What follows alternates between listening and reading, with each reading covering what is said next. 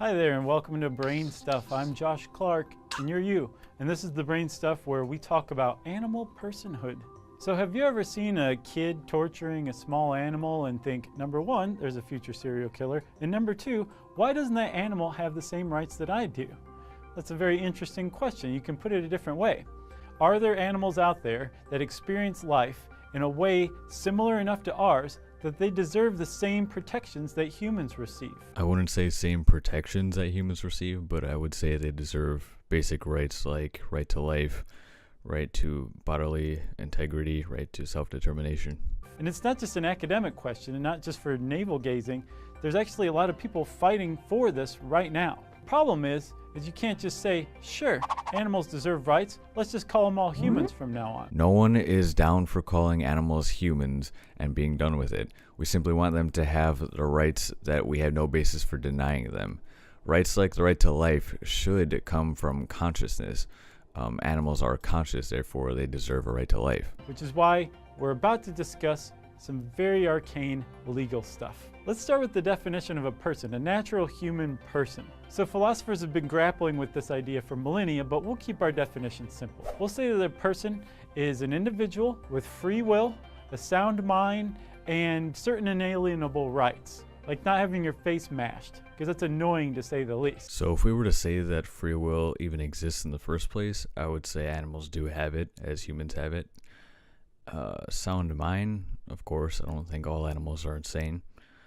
And as far as inalienable rights go, animals actually don't have that because it's currently illegal to take their rights away from them, but they certainly should have inalienable rights. And this definition of person extends to all human beings, regardless of race, creed, gender, sexual orientation, and so on and so forth. But you'll notice that this definition doesn't focus on things like physical attributes. It focuses on things like mental attributes, like the ability to think about abstract concepts, to consider the future, to learn from the past. It doesn't say anything about having only two legs. But again, you can't just say, all right, animals are humans, let's go forward. And again, no one is proposing that. That's where the other definition of person comes up.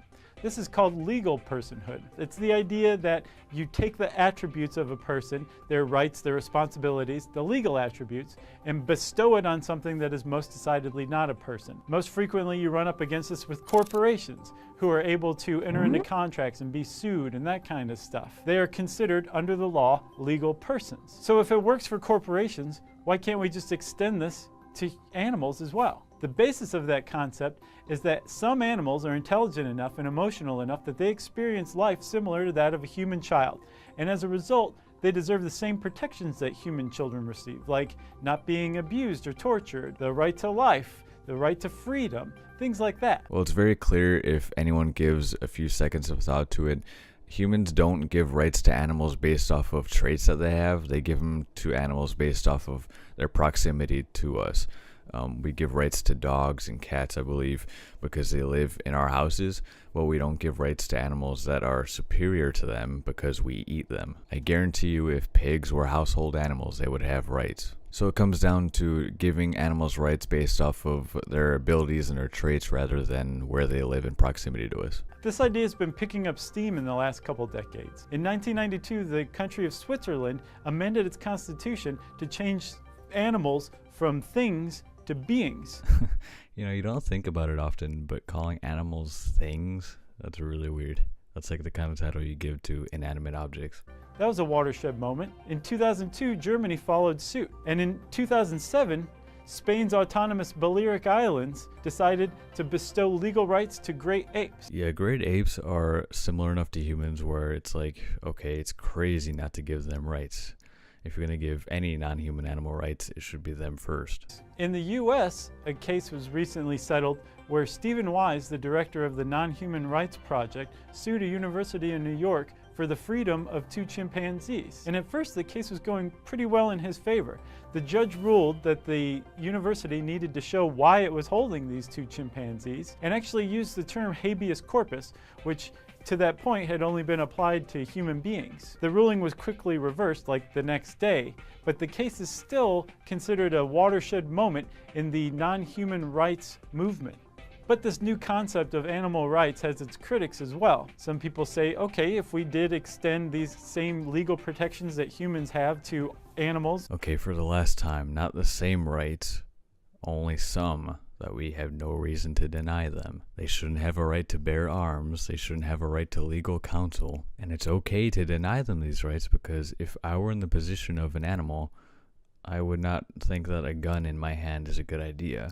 And I don't think a right to legal counsel would help me out, as I can't talk to a human being. The only rights we should be allowed to deny them are rights that hinge specifically on traits that only humans have. Like apes or cetaceans, like dolphins or elephants, then how do you also accord them the same responsibilities that humans have too? For example, if one monkey killed and ate another monkey, do you charge that monkey with murder? Well, there's no practical way to police wildlife, so I can't see how that would happen. But any practical action that we could take to mitigate deaths caused by animals that aren't necessary, I would say is a good idea. And even if you do, and you try them, who makes up his jury of peers? There's a lot of prickly legal questions that would be opened up. But this does seem to be the way that the animal rights movement is moving. So expect to be working alongside a chimp or a dolphin in the next few years. That's my prediction. Well, my prediction is that generations from now, they're going to look back and they're going to wonder why we tortured and murdered trillions of animals when we had an option not to. That's all for today. Thanks for watching.